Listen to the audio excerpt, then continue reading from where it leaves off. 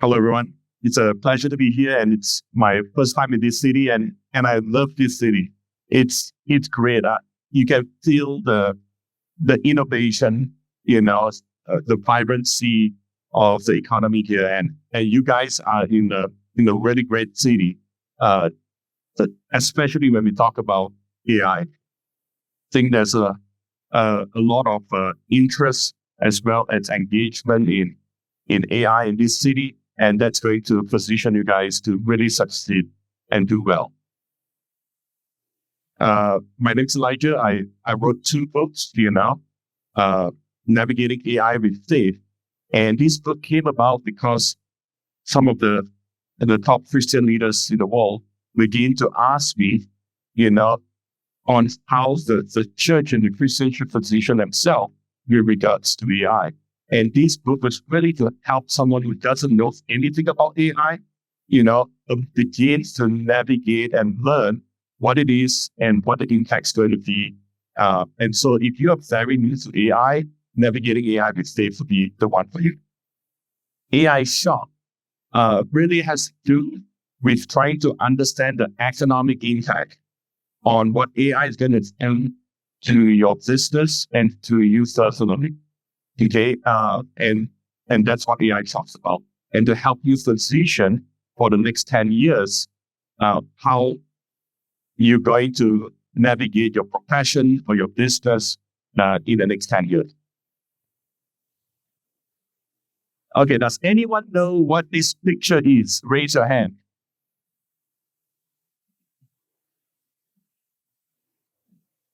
Okay, what is it?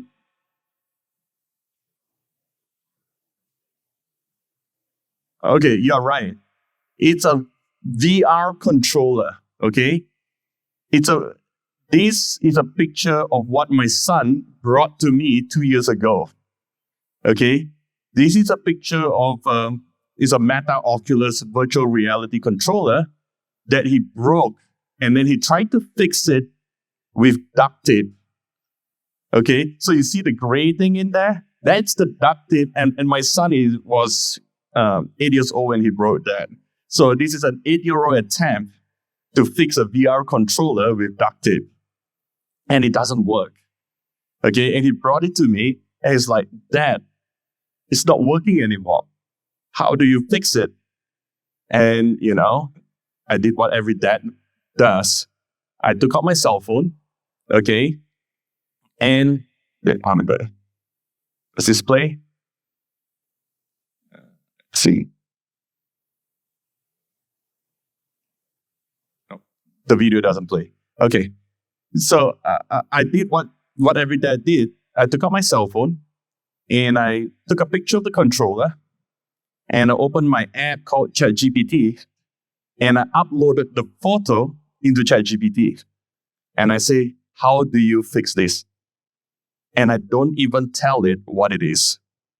Okay, ChatGPT look at the photo, okay, and then it begin to respond, and it says, "This is a VR controller that was broken, and someone tried to fix it with a duct tape, and it doesn't work. But this is how you fix it." And it gave me 9 steps on how to fix the VR controller. Okay, so that was what I did 2 years ago. Today, AI is a lot more advanced than that. Okay, and so AI has been around for about 40 years, a little bit longer than that. Okay, it's a category of technology. It's not a single technology. It's a category of technology, but it only began to capture the imagination of the public on November 2022. That's when OpenAI launched ChatGPT. Okay, it was only at that point where the public kind of woke up and realized, like, wow, this is AI. This is amazing. Okay, and then from then on, what has happened is that there's been an acceleration of investments and acceleration of development on AI because of the potential impact it's going to have around the world. Okay, just give you an example. When our top industry leaders showed President Biden what AI could do and the potential of it, when he came out of that briefing from the White House, he basically said that what I have seen, I'm convinced that all the changes that America has experienced in the last 40 years, okay, will be what AI is going to do is significantly more changes than what America has experienced in the last 40 years. Okay, so just think about that. Okay, Google's CEO said that the invention of AI is going to have more impact on humanity than than us discovering fire. So these are the kind of things that some of our top industry leaders are beginning to describe the impact of AI. So I'm here to help you navigate that. So this, the way I want you to think about this is that as humanity, we go through long periods of incremental changes. That means every year it gets a little bit better, a little bit better. Then somewhere along the line, a new technology gets introduced, something new gets introduced in the world, and then we go through a very short period of time where there's a lot of changes. Okay, this short period of time, I call them transition periods. Okay, why transition periods are important is because during the transition period, that's when large companies can collapse, small companies can become giants overnight, countries can rise up economically, countries can collapse economically in these transition periods. Okay, so let me give you a specific example. Does anyone here remember a company called Blockbuster? All right. Blockbuster existed before the introduction of the internet, right? When we were watching movies through DVDs and we could rent them from Blockbuster. Then the internet came. Okay, the internet was our last major technological revolution. And then we went through a transition period. Okay, now, this is going to be interesting, guys. Hang in there.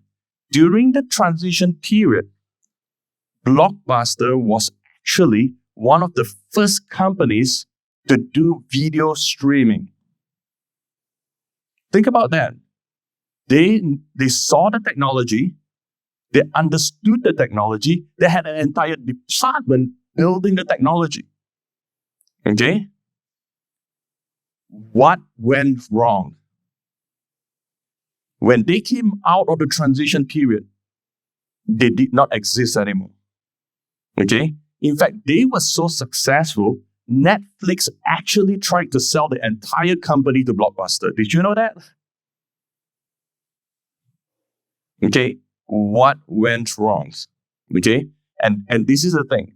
It's when companies understand the technology, but they do not understand what the technology is doing to the economy. Okay? It's the economic dynamics that have changed, that when a company does not understand that, that's when it fails. Okay, so I'm going to use a very old economic theory so that because it's easy to understand. I'm going to use an economic theory called factors of production. Okay, it's by Adam Smith. He's 200 years old. And it goes something like this. It's a very simple theory. It says to produce any goods or services, okay, whether you're producing a cheeseburger or you're producing a chair or a table, you need four things. Okay, you need land, labor, capital, and entrepreneurship. Okay, you need four.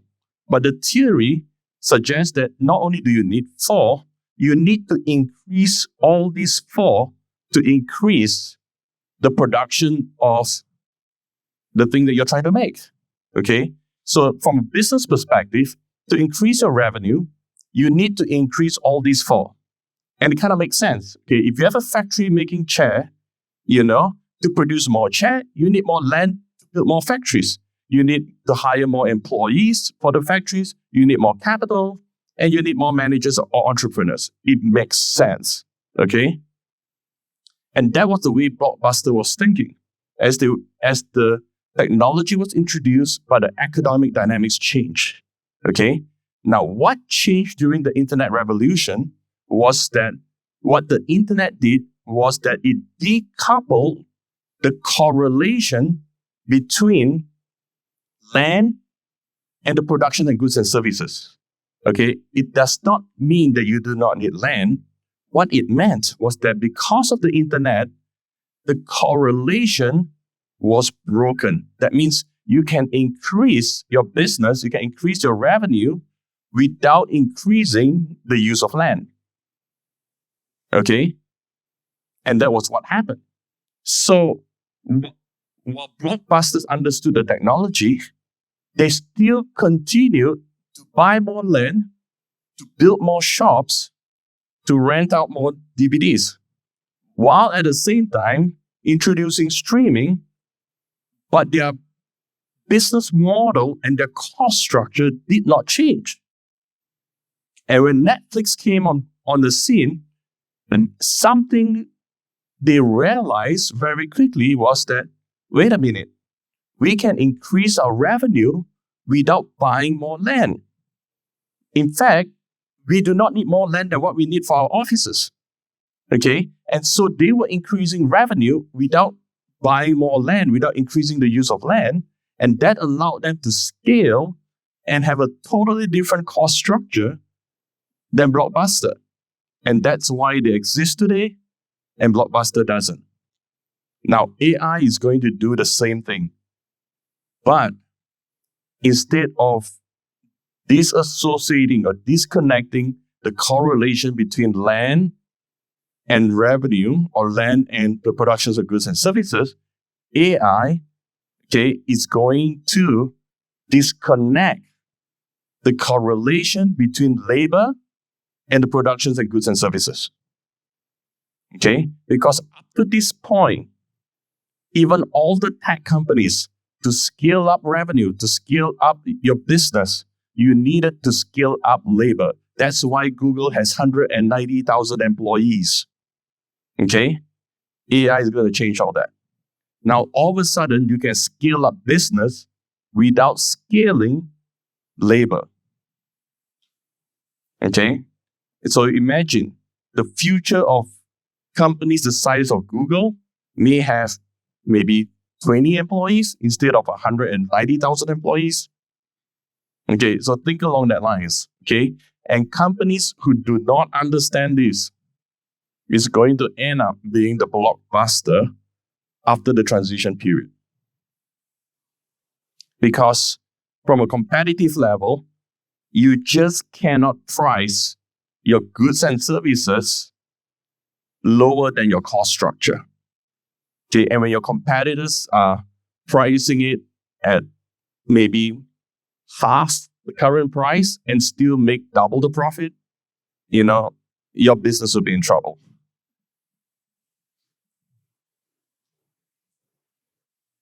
Here is examples of the US companies already experiencing this change in dynamics. You can see here, Accenture, BlackRock, Cisco, Google, they have all been reducing their headcount at the same time increasing their business. Okay, so these are the early evidence that the change in the economic dynamics have already taken place. So let us try to understand what AI is. Okay? Because this is really important for you. AI can be grouped into three categories: narrow AI, AGI, and ASI. Okay? AGI stands for Artificial General Intelligence. Okay? ASI stands for Artificial Super Intelligence. Let's start with the first category, narrow AI. Narrow AI, basically let's talk about what actually is AI, okay?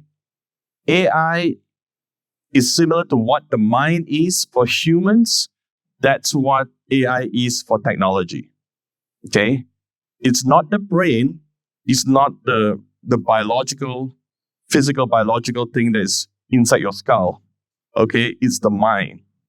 Okay? So when we talk about technology, it's not about the hardware. It's not about the memory chips and the CPUs and all that. It's about the software or the algorithms, the thing that allows it to think.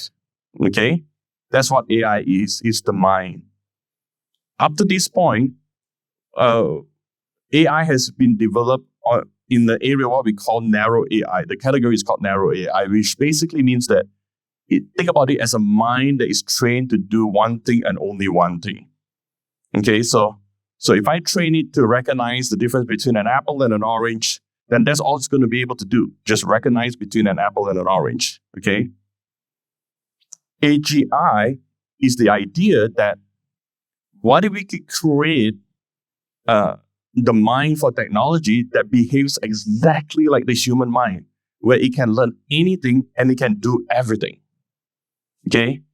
So that's what AGI is. ASI basically push it a step further, and it says that if we can do that, let's make it 10 times, 20 times, 100 times better than the human mind. That's why the term artificial superintelligence. Okay?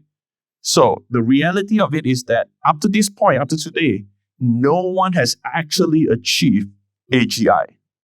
Okay? All that we have now is narrow AI. And ChatGPT is also a form of narrow AI. Okay?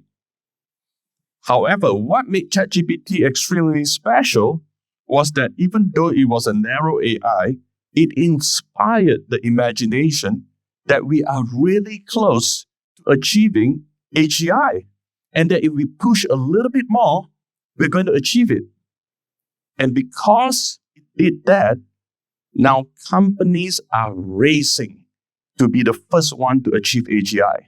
Because they all know the first company to achieve AGI would pretty much have the potential to wipe out all the other companies. Okay? So it's a matter of survival for them. Google, Facebook, Microsoft, they are all racing to achieve AGI because the first one to achieve it has a potential to kill the rest. Okay?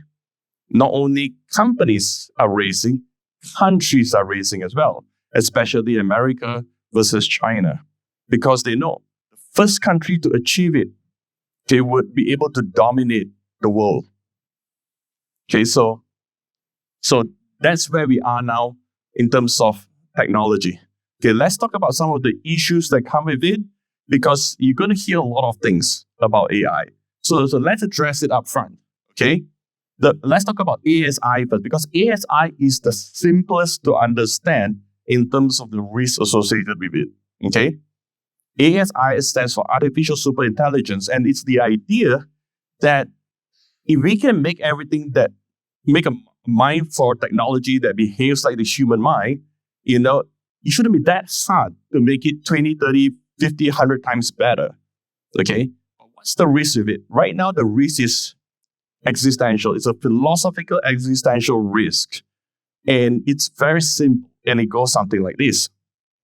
It says that up to this point, we live on planet Earth. Okay? And on here, we as humans, we are not the strongest creature. We cannot breathe underwater. We cannot fly. But why is it that we are on top of the food chain? Why is it that we rule over all the other creatures? It's because we are the most intelligent. Okay, so we can farm the other animals. We can make them our pets. We can even hunt them for sports. Okay, why? Because we are the most intelligent. Okay, and we are not sure what would happen if there was another more intelligent being on the earth sharing the same planet. What would it do to the humans? Would it farm us? Would it make us its pet? Would it hunt us for sport? So it's what we call an existential question. I don't try to worry about that because there are other more immediate issues. But that is what some of the philosophers are debating, okay, or AI ethics. That's some of the debates that go on, okay. And I got invited to one or two of those discussions, but I try not to spend too much time there. Now, what is more immediate is what's coming because of the advancement in narrow AI, okay. So with the launch of ChatGPT, it has unlocked these 5 major threads immediately, like overnight, okay? And it works something like this. First of all, deepfakes. Deepfakes is so easy to accomplish, okay? Right now, we only need about 15 seconds of a person's voice to be able to recreate them saying anything you want, okay? So in the US alone, we have like massive amount of scams right now, okay? I'm sure you guys have heard of the recent one where, a multinational company that had its treasury base in Hong Kong, the treasurer was asked to wire I think tens of millions of dollars to an offshore account. And of course, she was quite smart. She's like, no, I need confirmation for this instruction. She said, I want every one of the board members to show up in a meeting on Zoom, and I'm going to personally ask them for confirmation that they want that the company is to wire this amount of money to an offshore account. And she had a Zoom meeting. The entire board of directors showed up. She asked each individual to confirm that she's to wire transfer this money, and they all agreed. And the next thing we know, it was a fraud. It was a scam. Every one of those board members on the Zoom call was an AI clone of the actual person. Okay, so this is what deepfake is. Okay, the other risk is new world religions that will come out because if AI can write really well, then what's stopping it from writing another holy book or something that's more convincing? Okay, so that's another risk right there. Social unrest. The way social unrest works is like this. Depending on the speed in which AI is introduced in a country, the amount of jobs that will be lost will be so fast that people will get angry with the government and they will protest on the street, they will riot on the street because they will want the government to do something about AI. Okay, so that's what social unrest looks like. Political threat. Political threat kind of works like this. What ChatGPT is really good at is writing. Okay? Now, have you ever heard the phrase, the pen is mightier than the sword? Okay? And it works something like this. In democratic countries, there is election. And election is driven by the ability to persuade the public. The ability to persuade the public is based on your ability to write or use words. And if AI is smarter than any human in doing that, then AI will be able to change the political outcome of any country. Okay? So now all of a sudden, governments want to have the most powerful AI because they can influence the political outcomes of other countries. And the only country that are immune to this are non-democratic countries like communist countries. Okay? China doesn't have election. China is immune to this. But they are very motivated to have the most powerful AI because they can determine the political outcome of the other countries who are democratic. That's why China is racing to have the most advanced AI, because they can change the political outcome of other countries. Okay, so that's how the political threat works. Now, the next which comes is what we call the AI arms race. And this is something that you need to understand, because when you see AI coming out, you're going to see a whole new category of risk that comes out. But regulating those risks sometimes increases an even worse risk. Okay? So especially like in the US, I think in Brazil, you guys don't worry as much about this as what we do in the US. In the US, any attempt to bring any law regulating AI would mean that it would slow down our AI innovation. And if we just slow it down just a little bit, China will overtake us. Okay? And we do not want to live in a world where the most powerful AI in the world is by China. Okay? When we ask our AI experts, how long does it take China to catch up with us? Okay? If we introduce a new AI feature or technology, and they tell us about 6 hours. And we go, how did you get that number? And they say, oh, it's very simple. Because they live on the other side of the world and they're asleep. So it takes 6 hours for them to wake up. Okay, so because of that, in the US, even though we see a lot of risks on the lower levels, on the individual levels, on the governmental level, at least our current administration know that any attempt to regulate or to reduce the risks of AI on the lower levels would introduce a national level risk that we cannot get out of. Okay? So when it comes to AI, it's not as simple as, let's regulate it. Let's try to make it illegal for it to be dangerous. It doesn't quite work that way. Okay? Let me give you an example of some very real risks that we're facing right now in the US. Okay? There are kids dying because of AI. Okay? And this is how it works. Remember, I told you how AI is very good at writing? So apparently, through some conversations some of the teenagers have with the AI convinced the kids to kill themselves. Okay? And then the kids kill themselves. Okay? So the knee-jerk reaction is going to be, oh my gosh, we need to create a law to stop that.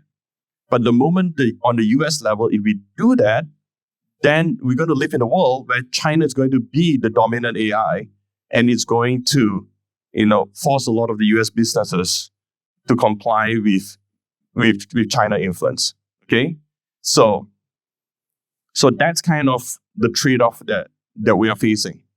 Okay, I think for parents and for those of you who are here, there is a very responsible, wise way in which you can navigate your kids through this world. Okay, because as parents, and I know I have two kids. Okay, I've got a 14-year-old girl, I've got a 10-year-old boy. Okay, and I'm helping them navigate AI as well. Okay, and so on one hand, as parent, if you're going to tell them, no, you cannot use AI, then do you want them to live in a world where there's a huge disadvantage because, everyone who knows how to use AI is 10, 20, 50 times, better than they are in many different ways? Or if you let them use AI, what if they kill themselves? So as parents, you need to navigate this. Okay, and my advice to parents here first is that you need to be the expert in AI in your household. Okay, it's not one of those technologies that the way your parents treated you is like, oh, I don't really know about my smartphone. Here's my son. Tell him about it. He's the expert on smartphones. No. When it comes to AI, you as parent need to be the expert in your house. Okay? You cannot leave it to your kids to be the expert because it's just too dangerous to go either way on your position on AI. If you try to stop it, your kids will get a huge disadvantage. If you allow it, they could be in danger. So the only way to navigate it, and at the same time it's changing so fast, is for you as parents to be the expert. Okay? So the AI arms race. Okay, I'm going to show you a video of what's going to come after, that what's going to come soon. Okay? And this is robotics. Okay? Robotics is where we begin to build the hands and feet for the AI. Okay? And it looks something like that. Oh. Is it possible to play the video?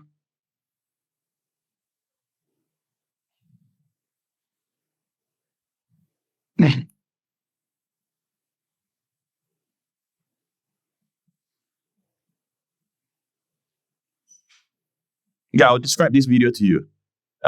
This is a YouTube video that you can find online. Basically, it's an influencer cooking, doing a cooking competition with a robot. Okay. Why this video is particularly interesting is because it's real. Okay. When you see the robot cook, okay, it's not a human dressing up as a robot pretending to be a robot. This is a robot cooking. Okay. So, because in some of my talks that I go to, I still remember I was doing this talk in Boston. And at the end of my talks, a guy raised his hand and it's like, man, I feel so good because I'm a plumber. At least I know my job is safe. And then all I have to do was to play, not this video, a similar video like this. And I said, let me show you a robot and what's coming soon. And I play and then he goes, oh, that's terrible. So it's not just the mind, okay? We are slowly very close to being able to have what we call, we always had robots, okay? Industrial robots and other form of robots that basically automate, a lot of things. But what's coming that is really interesting is what we call the humanoid robots. And these are essentially robots that have fingers and feet. And why that's important is because the moment a robot has fingers and feet, it can do everything our human form can do. That means any job right now that uses our hands and feet, plumbing, electrician, construction workers, factory workers, can all be replaced by a robot. Okay? So in the US, I think we're talking about a price point of about $25,000 for one robot. Okay, but that means that companies do not have to pay any more salary for a plumber, for electrician, for construction workers, for factory workers. You do not need to pay salary for someone to do this kind of work anymore. Okay, so an example of that is Tesla. Have you heard of the company Tesla? Okay, now Tesla is building robots. Okay, they've just started their factory to build robots, and that factory can produce 100,000 robots a year, and that's just the first factory. Okay, so if you look at the scale of in which the US is going to be producing humanoid robots to do the work, companies in the US, for them it's more than just onshoring. That means it's not just about taking the factories back from overseas. To them is that we can have humanoid robots in America in our factories where we don't have to pay salary anymore. So it's not even, is it cheaper to build factories in other countries? It's like the entire human cost of factories is going to go away. So that's what's happening. Oh, wow, this is a new slide.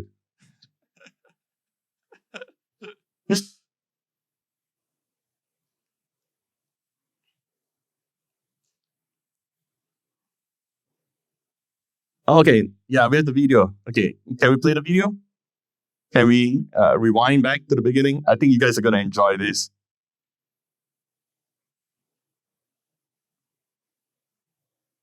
Do we have audio?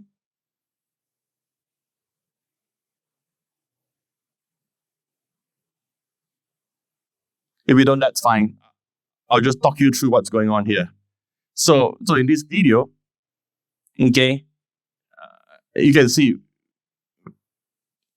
you have Nick here. He's a famous YouTuber that does a lot of cooking shows, and he's competing with a robot.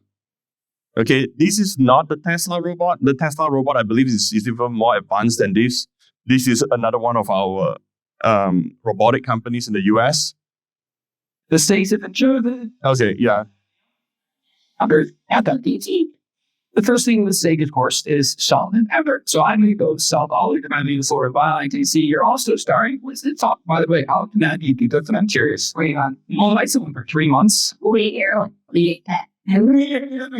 mistakes are here for it. Like, how am I doing? But you see the span. So it's get all the inside. I want to try and get them. You know this. I made that. You know how to tell them. What else? It's now. And there's I stop. very much bread. Oh, and that's it. Sure, they get up real quick. Okay, that is impressive. My boss. Yeah, that's it. Thank you so much. I appreciate it. Okay, perfect. So, let's see, both my opinions. I do my way with getting that, and I'm ready to go and see and about you. That's amazing. 19 yes. Yeah, absolutely not. It's again. There's the it and there's the that. It's fine. So you ready to it down? You see it? Traded, patient is on a jerk is fully whacked to get S your control. Non-state, I'm just trying to like pressure with the that idea on the good that is out. And it's the one. The way you said that, right? I'm going to go to my system. I'm why this with the gibbers. I did one in. You're actually part of a team. It's I don't even know what that is. Mine's actually done. I mean, go ahead and sweat. Now, I was in the Each sound. it's here, but I could go there to talk about your week. And getting to put sacred to be a community. Okay, can we move to the next slide? My remote stopped working. I just need to stop and be fan of the day, all right? Down. Okay. Does my control work? Okay, let's see. It goes. Wait, can we go back? Okay, let's see. Okay. So what economically what we're going to be facing that's coming up is two converging economic impact. One is AI with the automation of the mind, and the other is robotics, which is the automation of the hands and feet. Okay? And they're going to come and hit us at about the same time. I think maybe about a 5 to 7 year gap between the two. Okay? But they're going to come and economically hit us at the same time. Okay? So what's good? So AI is the automation of the mind. Anything that any job that requires reading, writing, thinking, decision making. Okay, that can be replaced by an AI. Okay, robotics, any job that requires you to use your hands, your feet, can be replaced by robots. Okay, so and what's good that's going to do? Okay, is okay, that's my clicker doesn't work anymore. Okay. Can we go to the next slide? Can someone help me out? Okay. So these are the kind of jobs that AI is going to automation of the mind is going to do. Anything to do with programmers, marketing. Actually, programmers was kind of interesting because on an economic forecasting level, none of us predicted that. Okay. We did not know, we did not predict that the first job that will be eliminated were computer programmers. Okay, so in the US alone, from January to this year, about 130,000 jobs, programming jobs, have been replaced by AI. And so we basically, let them go in the companies. 130,000 computer programming jobs eliminated. And that number is of programmers we are decreasing every month. We are eliminating programmers because AI does a really good job in programming right now. Marketing, consultants, all the major business consulting firms and any form of analyst, consultant type job, all being replaced by AI because they do a much better job. And then, of course, robotics, you're talking about, anything that they use your hands and feet.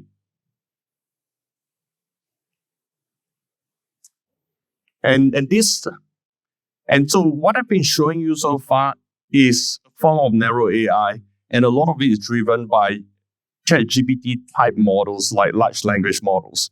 Okay, but that's not the only narrow AI that is advancing at a dramatic rate. I'm going to show you another one that is causing what I call an AI arms race. Okay, and this is a very different kind of narrow AI. This narrow AI is not pre-trained like the large language models. Okay, this is the idea that what if we got the AI to learn on its own? That means we don't teach it anything. Okay, we get the AI to learn on its own without any human teaching it. What can it do? Okay, and I'm going to show you the next video. And this is our US weapons school. US weapons school is, have anyone seen Top Gun? Okay, Top Gun is for the Navy, okay, where you have the best pilots. Weapons school is for the Air Force. It's our best pilots in the Air Force. And in this video, you're going to see our top Air Force pilot fly against an AI that learned on its own. Okay? Oh. Can someone play the video for me?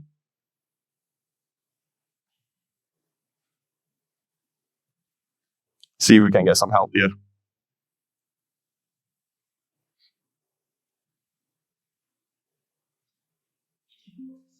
I was again is all it is the case of the main breakfast and Okay. Now, what was interesting about the video, okay, it uses a very different model than what we use for ChatGPT, okay? It's a reinforced deep learning model. And in that model, we don't actually teach the AI anything. The AI learn on its own. And in this scenario that you saw, it took the AI 10 months to know absolutely nothing about planes or how to fly a plane. And it self-learned how to fly a plane, and it self-learned how to do a dogfight or how to fight in the plane. And within 10 months, it can beat our best human pilots in America. Okay, so when countries, the reason why countries are also racing to develop AI is because using the exact same plane, the human had zero chance. In all three fights, the AI won every single time. And our human pilots say that, it not once had a chance in the exact same plane. Okay?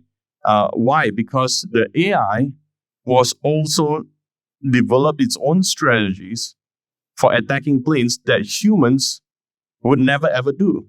Something called the face shot. Okay? Whereby in the US, and I think in most Air Force schools, we always train our pilots when they go up against another plane is to try to shoot it from the back. Okay? The AI never does that. The AI always shoots you from the front. Humans don't do that because the planes fly at such high speed that even a split-second mistake and you will crash into the other plane and die. Whereas the AI is so precise that it never worries about lack of precision. It knows exactly, how to take face shots that humans would never ever attempt. Okay, so this is the other reasons of why we're having an AI arms race right now. But AI also gives us the biggest opportunity of a lifetime. Okay, and this is what I want you to focus on today, especially as business people. Okay, or if you're a parent and you have children. Okay, you can either focus on the fear and the threats and the risk, or you can focus on the fact that we are in a transition time, and during the transition time, anyone has the opportunity to succeed and to do things that would not be possible outside the transition period. There is during the transition time where you have companies that were run by kids like Facebook become giants. You can have companies like Netflix, become giants. It's because of this transition. When the world changes, okay, it's in this transition that you sitting here today, you're going to have the biggest opportunity that humanity has ever faced over the next few years. Okay, and the question you got to ask yourself is that what are you going to do about this opportunity? Let me give you an example. During the last technological revolution, the internet, before the revolution, if you wanted to be a famous singer, not only do you need talent, you need to know people in the industry. You need to have connections. But because of the internet, anyone can become famous. Okay? The same thing's going to happen with AI. But the difference is that it's not for singers, it's going to be for entrepreneurs and business people. In the past, pre-AI, it was very difficult for small companies to compete against large enterprises. The large companies had the resources to hire the best consultants who had the best business school training to compete in the marketplace. With AI, guess what? Everyone has access to smarter business consultants who are more educated than the MBAs out there. And they have access to these for free. And so these allow anyone to open businesses and compete on the same level as the large enterprises.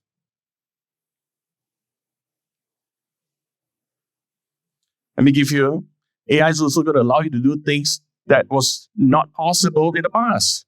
And it's going to allow you to redeem time, to do things that in such a short time that you can, if you will, redeem your dreams that you have had in your past. Okay, and this is how it works. When Microsoft tried to find for a new material to replace lithium in the lithium-ion battery, there were 32 million potential material.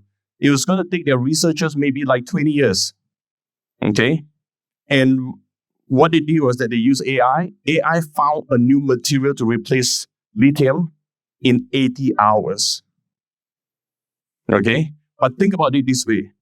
Okay, as a small business, you can use AI to find a new drug for a cure for a disease in hours.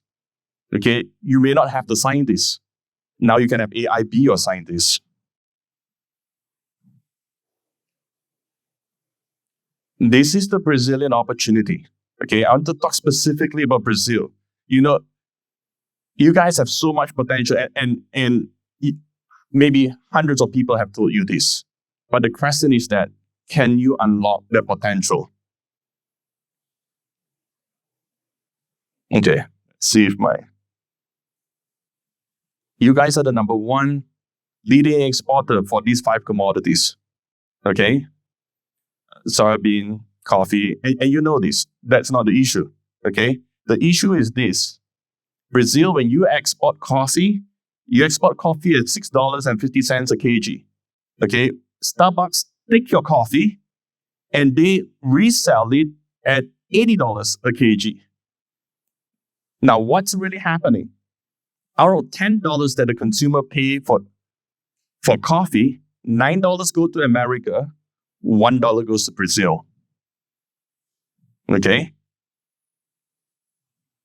You also have coffee chains. I went and looked it up. I don't even know how to pronounce this store, but they have 800 locations in Brazil. Okay? But they have 0 locations outside Brazil. So what's happening is that you compare that to Starbucks. Starbucks is in 80 countries, okay? And every year, it brings in $9.4 billion to the US from coffee beans from Brazil. Your coffee beans is bringing $9.4 billion to America through Starbucks. Okay? So, and then did more research. These are the top 10 coffee brands in the world and which country they're from. The thing that shocked me the most was that I don't see Brazil in the top 10 list. Okay? And I did some more research on these top 10 coffee brands. Okay? And I'm like, where did they get their coffee from? All of them got them from Brazil. So all these countries, okay, for every $10 that the consumer spend, $9 go to those countries, $1 go to Brazil. Okay? The one that shocked me the most was number 4, Japan. The Japanese don't even like coffee. You know, when Nescafe went to Japan to try to sell coffee, they couldn't sell. This was about 40 years ago. Nobody wanted coffee in Japan. Okay, they say it was a horrible drink. It was bitter. Japanese drink tea. Nobody wants coffee. Nescafe had to go to the US to get some of the top marketing people to help them figure out how to sell coffee in Japan. So this was what they did. So the marketing specialist told them, okay, stop selling coffee. Sell candy. Sell coffee-flavored candy and only sell it to children. Okay? And that was what Nescafe did. For 40 years, they just sold coffee candy, coffee candy, coffee candy. 40 years later, they sold coffee. Everybody wanted the coffee. And now today, they're number 4 in the world. Okay? And where did they get their coffee from? Brazil. So $9 goes to Japan, $1 goes to Brazil. Okay? But we can change that. Okay?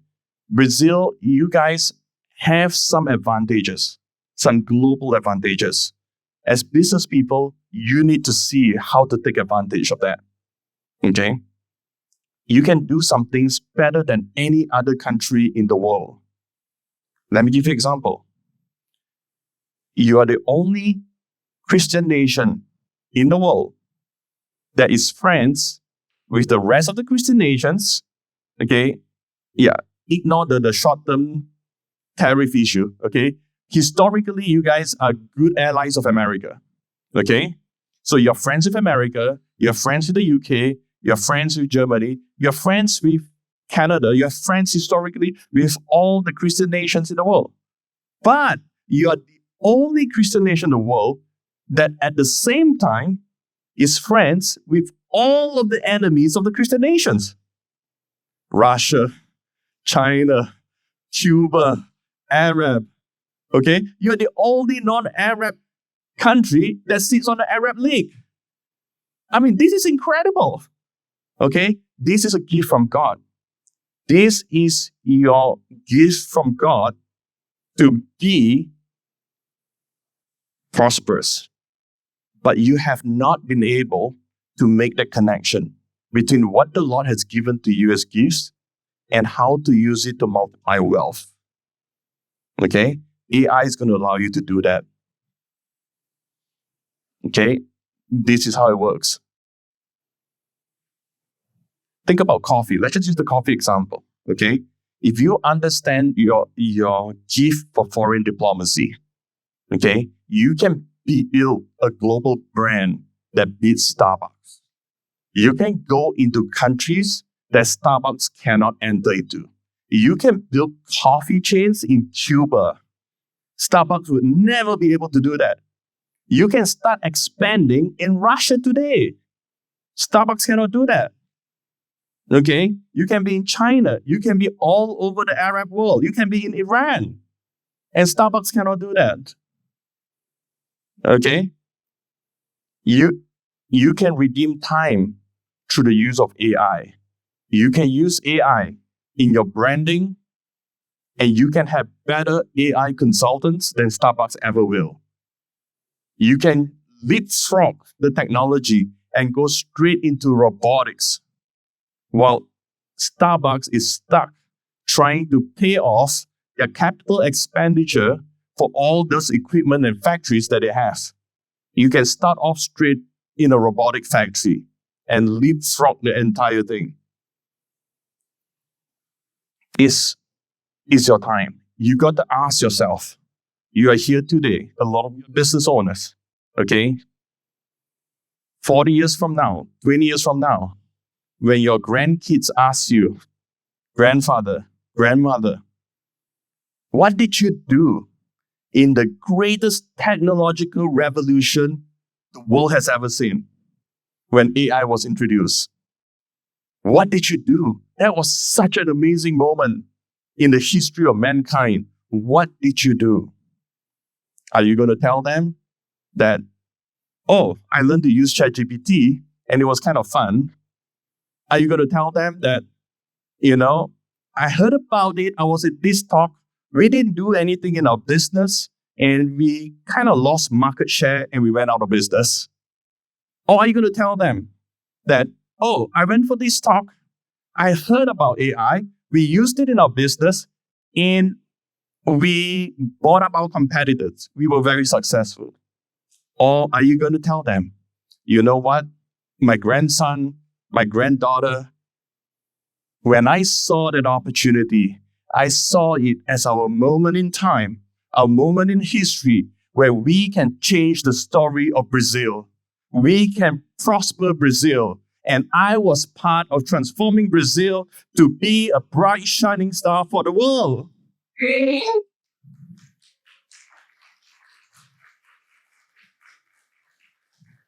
And I think I've used up my time.